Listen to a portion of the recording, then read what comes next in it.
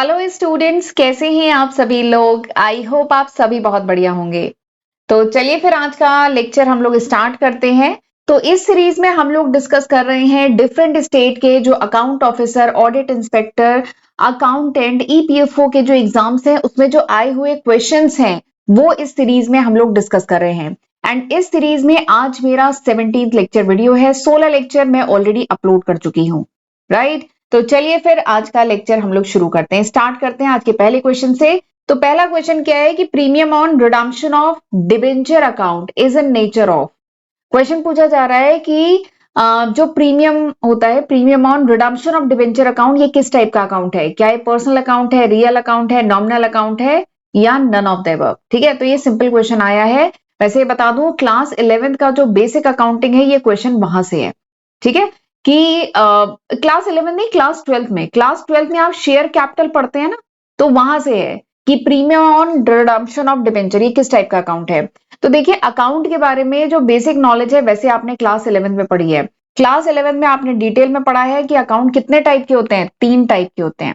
अगर traditional classification से divide करें तो अकाउंट 3 टाइप के होते हैं। एक होता है पर्सनल अकाउंट, एक होता है रियल अकाउंट, एक होता है नॉमिनल अकाउंट। ठीक है, किसी पर्सन से रिलेटेड, किसी ऑर्गेनाइजेशन से रिलेटेड, फर्म से रिलेटेड जो अकाउंट होता है, या रिप्रेजेंटेटिव पर्सनल अकाउंट, ठीक है, तो वो सब पर्सनल अकाउंट में आते हैं।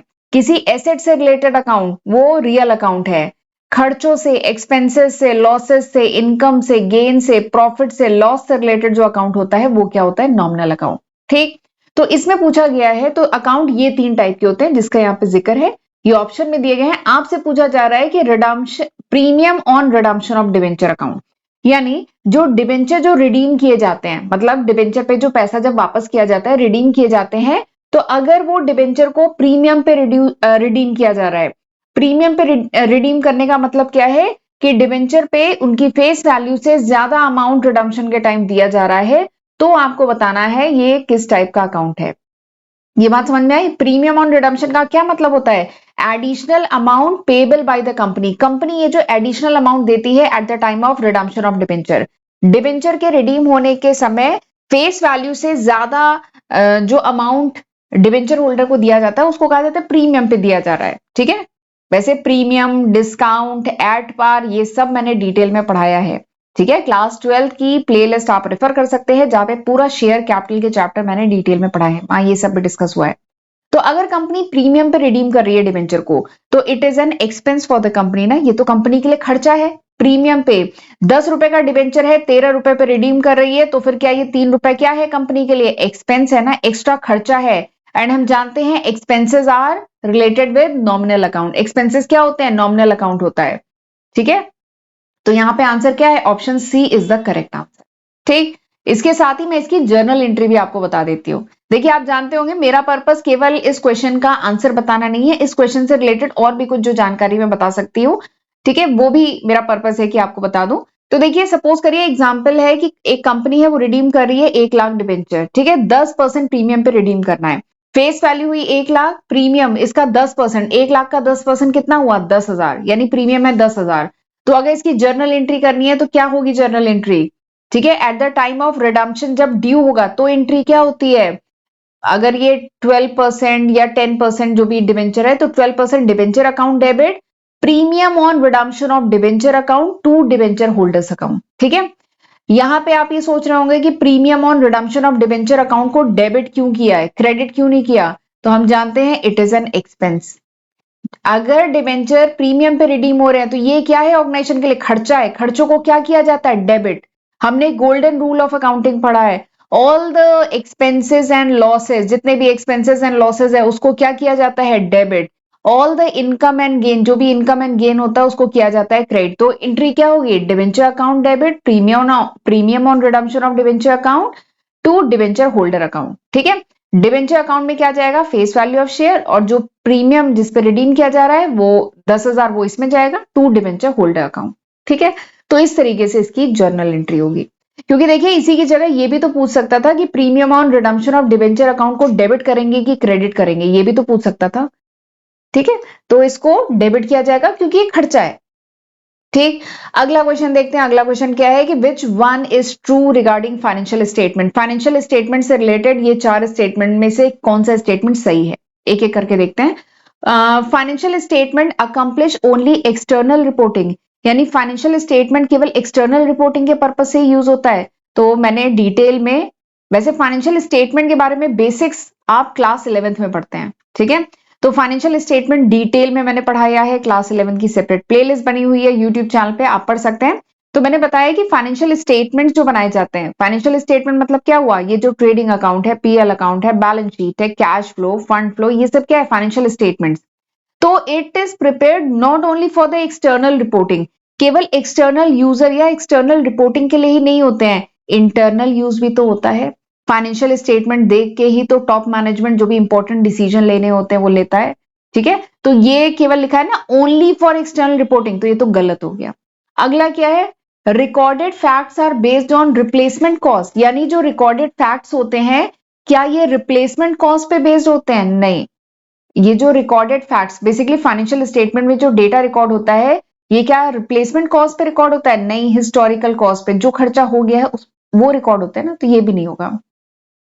Financial statement disclose monetary and non monetary facts, तो ये स्टेटमेंट भी गलत है। फाइनेंशियल स्टेटमेंट मॉनिटरी फैक्ट, वैसे भी हम concept and convention of accounting में मैंने आपको बताया है कि फाइनेंशियल स्टेटमेंट में उन फैक्ट्स एंड फिगर को रिकॉर्ड किया जाता है which can be express in monetary term, जिसे हम पैसे के टर्म, मॉनिटरी टर्म में एक्सप्रेस कर सकें।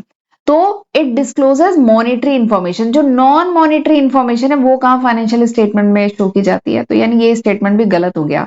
तो ये 3 गलत है, इसका मतलब सही तो ये होगा। और वैसे भी पढ़ भी लेते हैं इसे कि financial statement reflect the recorded fact, तो हाँ, फाइनेंशियल स्टेटमेंट में क्या शो होता है, फाइनेंशियल स्टेटमेंट क्या रिफ्लेक्ट करता है, रिकॉर्डेड फैक्ट्स, यानी जो भी फैक्ट्स एंड फिगर आपने बुक ऑफ अकाउंट में रिकॉर्ड किया है, यानी जर्नल में, लेजर में, जो भी आपने बुक ऑफ अकाउंट में रिकॉर्ड किया है वही फाइनेंशियल स्टेटमेंट में रिफ्लेक्ट होता है, ठीक है।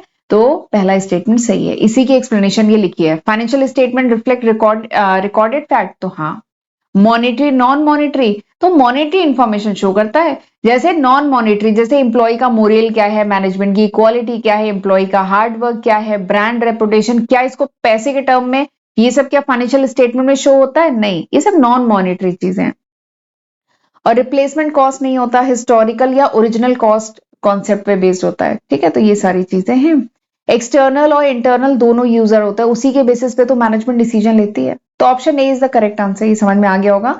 आगे बढ़ते हैं, अगला क्वेश्चन है कंपनी एक्ट 2013 के अकॉर्डिंग, ठीक है। क्वेश्चन क्या है, company act 2013 prohibits the issue of any preference share which is non convertible, non participating, non redeemable, non cumulative. तो क्वेश्चन क्या कह रहा है कि कंपनी एक्ट 2013 के according it prohibit the issue of any preference share. तो company act 2013 में prohibit किया गया, यानी मना किया गया है प्रेफरेंस शेयर जो इशू किए जा रहे हैं, कौन से प्रेफरेंस शेयर नहीं इशू किए जा सकते एज पर कंपनी एक्ट 2013, ये क्वेश्चन में पूछा गया है। क्या non convertible, non participative, non redeemable, non cumulative. तो कंपनी एक्ट 2013 के अकॉर्डिंग कौन से प्रेफरेंस शेयर इशू पे अब बैन लग गया है, प्रोहिबिट हो गया है, ये बताइए। तो बता दूं, नॉन रिडीमेबल। नॉन रिडीमेबल मतलब ऐसे प्रेफरेंस शेयर जिन्हें रिडीम नहीं कर सकते, जिनका पैसा वापस नहीं कर सकते, ऐसे प्रेफरेंस शेयर अब प्रोहिबिटेड है, नहीं इशू कर सकती कंपनी। तो वही है, according to company act 2013 company can not issue irredeemable या नॉन रिडीमेबल प्रेफरेंस शेयर अब कंपनी इशू नहीं कर सकती है, ठीक है। कंपनी को अपने जो प्रेफरेंस शेयर हैं वो मैक्सिमम पीरियड है 20 साल का, 20 साल के अंदर कंपनी को प्रेफरेंस शेयर रिडीम करने ही है। रिडीम करना मतलब पेइंग बैक द मनी, उनको पैसा वापस करना ही है, ठीक है। ये मिस्टर एक्स है, इनके पास प्रेफरेंस शेयर थे कंपनी के, तो कंपनी एक्ट 2013 के अकॉर्डिंग ये जो कंपनी है मैक्सिमम 20 साल से पहले इनको इनका पैसा वापस करना ही है। प्रेफरेंस शेयर इनको इशू किया गया था, इनके प्रेफरेंस शेयर को रिडीम करना ही है, ठीक है। बट इसमें थोड़ा सा एक्सेप्शन है। एक्सेप्शन क्या है, सर्टेन इंफ्रास्ट्रक्चर प्रोजेक्ट है वेयर रिडम्पशन में बी अलाउड, ठीक है। कुछ इंफ्रास्ट्रक्चर प्रोजेक्ट जो है वो एक्सेप्शन है, बाकी नॉर्मल केस में कंपनी एक्ट 2013 के तहत इररिडीमेबल प्रेफरेंस शेयर जो है वो प्रोहिबिटेड है, ठीक है। नॉन कन्वर्टेबल अलाउ है। अब मैंने आपको डिटेल में पढ़ाया है प्रेफरेंस शेयर के बारे में, प्रेफरेंस शेयर कई टाइप के होते हैं। Convertible, non convertible, participating, non participating, redeemable, non redeemable, cumulative, non cumulative, कई टाइप के होते हैं। तो नॉन क्यूमुलेटिव भी अलाउ है, नॉन पार्टिसिपेटिंग भी अलाउ है, नॉन कन्वर्टेबल भी अलाउ है, लेकिन नॉन रिडीमेबल प्रेफरेंस शेयर अब कंपनी एक्ट 2013 के तहत प्रोहिबिटेड है, वो नहीं इशू कर सकते। ठीक, चलिए अगला क्वेश्चन देखते हैं। अगला क्वेश्चन बोनस शेयर से रिलेटेड है। Bonus share can be issued if the, bonus share issue किया जाता है इफ द, पहला क्या है, आर्टिकल ऑफ एसोसिएशन परमिटेड, अगला क्या है, proposal is approved by share holder in general meeting, अगला है issue is made out of free reserve, all of the above. ठीक है, तो ये चार ऑप्शन दिए गए हैं, आपको बताना है बोनस शेयर कब इशू किया जा सकता है। Bonus share can be issued, किया जा सकता है, इफ, कब इशू किया जा सकता है, तो ये चार ऑप्शन दिए गए हैं। तो बोनस शेयर के बारे में आपको थोड़ा सा बता देती हूँ। सबसे पहले तो बोनस शेयर क्या है ये समझते हैं।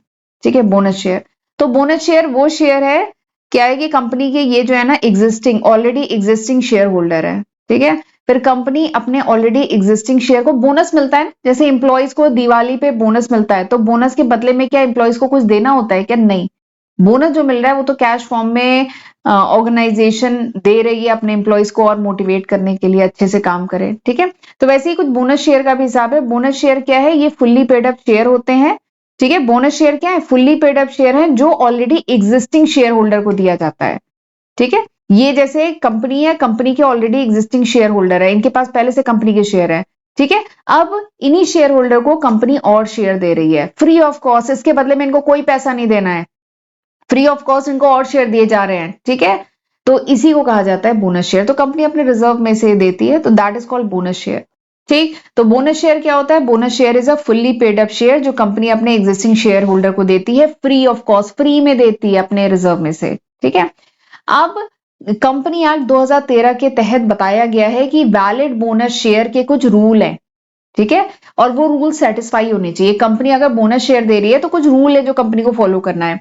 सबसे पहला क्या है कि article of association should authorise the issue, यानी कंपनी का जो आर्टिकल ऑफ एसोसिएशन है उसमें ये वो ऑथराइज करे कि कंपनी इशू कर सकती है बोनस शेयर। और अगर ऐसा आर्टिकल ऑफ एसोसिएशन में अगर ऐसा मेंशन नहीं है तो सबसे पहले आर्टिकल ऑफ एसोसिएशन को अमेंड करिए, उसके बाद आप बोनस शेयर इशू करेंगे। ठीक है, तो ये पहला क्लॉज है। दूसरा क्या है, approval of the share holder, company के जो शेयर होल्डर है उनका अप्रूवल होना चाहिए। तो कंपनी जो है अपनी जर्नल मीटिंग में रेजोल्यूशन पास करेगी और फिर शेयर होल्डर अप्रूव करेंगे, तभी कंपनी बोनस शेयर इशू कर सकती है।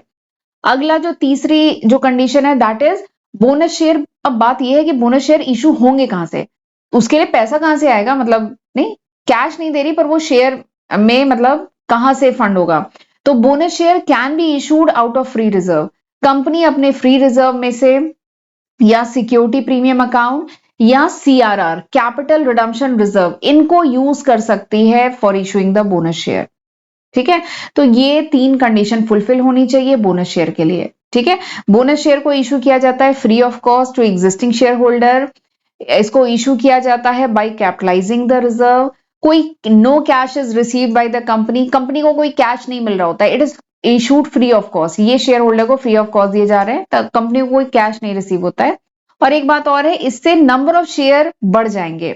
कंपनी है, कंपनी ने बोनस शेयर इशू किया मार्केट में अपने एग्जिस्टिंग शेयर होल्डर को, तो इससे मार्केट में उसके नंबर ऑफ शेयर बढ़ जाएंगे, लेकिन टोटल शेयर होल्डर इक्विटी में कोई अंतर नहीं आता है। ठीक है, तो ये मैंने आपको काफी कुछ बोनस शेयर के बारे में बता दिया। तो अब मेरे ख्याल से आप ये क्वेश्चन कर सकते हैं कि bonus share can be issued, bonus share को इशू किया जाता है इफ एओए परमिटेड, तो सही बात है, हाँ अगर आर्टिकल ऑफ एसोसिएशन परमिट करता है तो इशू किया जाता है। Proposal is approved by share holder in general meeting, तो हाँ ये बात भी सही है। And it is issued out of free reserve, company अपने फ्री रिजर्व में से इसको इशू करती है, तो हाँ ये बात भी सही है। तो आंसर मेरे ख्याल से समझ गए होंगे, option D is the correct answer. आगे बढ़ते हैं, अगला क्वेश्चन देखते हैं। अगला क्वेश्चन क्या है कि pre incorporation profit is to be credited to, जो प्री इनकॉर्पोरेशन प्रॉफिट होता है वो किस में क्रेडिट किया जाता है, कैपिटल रिजर्व में, profit and loss account above the line, profit and loss account below the line, या जनरल रिजर्व, किस में क्रेडिट किया जाता है। ठीक है, दिस इज द क्वेश्चन। तो मैं बता दूं ये जो सबसे पहले तो आपको ये बता देती हूँ what is pre incorporation profit. Pre incorporation profit होता क्या है, ठीक है पहले ये समझ लेते हैं। तो देखिए नाम क्या है, प्री इनकॉर्पोरेशन, मतलब कंपनी जो लीगली इनकॉर्पोरेट होती है, दैट इज इनकॉर्पोरेशन। ठीक है, तो प्री इनकॉर्पोरेशन, प्री मतलब पहले, इनकॉर्पोरेट होना यानी कंपनी जो लीगली फॉर्म होती है, इनकॉर्पोरेट होती है। ठीक है, तो प्री इनकॉर्पोरेशन प्रॉफिट बेसिकली क्या होता है, वो प्रॉफिट जो कंपनी अर्न करती है बिफोर इट्स लीगल इनकॉर्पोरेशन, यानी कंपनी जो लीगली इनकॉर्पोरेट होती है उससे पहले जो कंपनी प्रॉफिट अर्न करती है, इसको कहा जाता है प्री इनकॉर्पोरेशन प्रॉफिट। समझ में आया? कंपनी जो लीगली इनकॉर्पोरेट हो रही है, फॉर्म हो रही है, उससे पहले का जो प्रॉफिट है कंपनी का, इसको प्री इनकॉर्पोरेशन प्रॉफिट कहते हैं। एंड ये जो है ना, ये नॉर्मल प्रॉफिट तो है नहीं। देखिए कंपनी फॉर्म हो गई, उसके बाद जो प्रॉफिट हो रहा है वो होगा रेवेन्यू प्रॉफिट। ठीक है, वो रेवेन्यू प्रॉफिट है। लेकिन अभी क्योंकि कंपनी फॉर्म नहीं हुई है, इनकॉर्पोरेट नहीं हुई है, लीगली एग्जिस्ट नहीं कर रही है, तो इसलिए इस समय जो प्रॉफिट होता है, ठीक है, ये सपोज करिए इस समय कंपनी फॉर्म हुई, ठीक है, उससे पहले का जो प्रॉफिट है that is pre incorporation profit. ये इनकॉर्पोरेट हुई कंपनी, इससे पहले का profit incorporation, pre incorporation profit है, and it is a capital profit. ये कैपिटल प्रॉफिट है क्योंकि कंपनी इस समय लीगली एग्जिस्ट नहीं कर रही है, ये फॉर्म हो गई है, इसके बाद जो प्रॉफिट होगा, ये जो होगा that will be revenue profit, ये रेवेन्यू प्रॉफिट होगा। बट इससे पहले का प्रॉफिट क्या है, कैपिटल प्रॉफिट है, and it will be credited to capital reserve. ये कहाँ ट्रांसफर होता है, ये क्या है, pre incorporation profit capital profit है, इसे कहां ट्रांसफर किया जाता है, कैपिटल रिजर्व में, it is credited to capital reserve. ठीक, तो यहाँ पे आंसर क्या है, option A is the correct answer. और ये जो profit and loss, above the line, below the line, ये सब नहीं होगा, और जनरल रिजर्व नहीं होगा, ये रेवेन्यू प्रॉफिट नहीं है। ठीक है, रेवेन्यू प्रॉफिट ट्रांसफर होता है जनरल रिजर्व में, ये कैपिटल प्रॉफिट है। ठीक, अगला क्वेश्चन देखते हैं। अगला क्वेश्चन है कि which of the following is not an essential feature of company. आपको यहाँ पे कुछ एसेंशियल फीचर दिए गए हैं कंपनी के, आपको बताना है कौन सा इसमें एसेंशियल फीचर नहीं है, जरूरी फीचर नहीं है कंपनी का। ठीक, तो बता देती हूँ, पहले आपको मैं कंपनी के सारे ही फीचर बता देती हूँ। तो देखिए एज पर कंपनी एक्ट 2013 बताया गया है कि कंपनी क्या है, company is an artificial legal person. अच्छा, कंपनी के बारे में डिटेल में मैंने यूट्यूब चैनल पे पढ़ाया है, आप क्लास 12 की प्लेलिस्ट रेफर करिएगा, ये सारे क्वेश्चन शेयर कैपिटल से हैं काफी क्वेश्चन। ठीक है, तो as per company act 2013 company क्या होती है, company is an artificial legal person, it is not a natural person. Company क्या नेचुरल पर्सन होती है, नहीं, ये एक आर्टिफिशियल है, काल्पनिक लीगल पर्सन है, यानी इसकी अपनी अलग लीगल पहचान है। ठीक है, तो company is an artificial legal person जो कंपनी एक्ट 2013 के तहत इनकॉर्पोरेट हुई है। इसके एसेंशियल फीचर की अगर मैं बात करूं तो सबसे पहला फीचर क्या है, it is a voluntary association of person, यानी ये कुछ लोगों का वॉलेंट्री, यानी अपनी इच्छा से कुछ लोग मिलकर के कंपनी फॉर्म करते हैं, तो it is an voluntary association of person. दूसरा क्या है, डिस्टिंक्ट लीगल आइडेंटिटी, तो हाँ सही बात है, कंपनी की अपनी अलग कानूनी पहचान होती है, अपने मेंबर्स से अलग होती है। ठीक है, अपने शेयर होल्डर से अलग होती है। अगला क्या है, परपेचुअल एग्जिस्टेंस, तो हाँ सही बात है, कंपनी की क्या होती है, परपेचुअल एग्जिस्टेंस। इसका मतलब क्या है, इसके मेंबर भले ही चेंज होते रहे, शेयर होल्डर चेंज होते रहे, डायरेक्टर चेंज होते रहे, बट कंपनी एग्जिस्ट करती है। ठीक है, कंपनी एग्जिस्ट करेगी, ऐसा नहीं होगा कि शेयर होल्डर चेंज हो गया, डायरेक्टर चेंज हो गया तो कंपनी मतलब बंद हो जाएगी या रुक जाएगी, नहीं, कंपनी एग्जिस्ट करती है, उसके शेयर होल्डर डायरेक्टर चेंज होते रहते हैं। ठीक, इसके एसेंशियल फीचर की क्या है, एसेंशियल फीचर क्या क्या है, सेपरेट लीगल आइडेंटिटी होती है, परपेचुअल सक्सेशन होता है, लिमिटेड लाइबिलिटी होती है। लिमिटेड लाइबिलिटी का क्या मतलब है कि सपोज करिए कंपनी पे कोई डेप्ट वगैरह है, ठीक है, तो ऐसा नहीं होगा कि इसके शेयर होल्डर जो हैं उनके पर्सनल एसेट सेल किए जाएंगे कंपनी के डेप्ट को पे करने के लिए, तो ऐसा नहीं होता है, कंपनी की लिमिटेड लाइबिलिटी होती है। ठीक है, आर्टिफिशियल कंपनी एक आर्टिफिशियल लीगल पर्सन है, कंपनी की कॉमन सील होती है, बट अब ये कंपनी एक्ट 2013 के तहत ये वाला जो ऑप्शन है ना, ये ऑप्शनल हो गया है। ठीक, पहले कंपनी एक्ट 1956 के तहत ये था क्लॉज, लेकिन अब 2013 के अकॉर्डिंग ना this is optional common seal.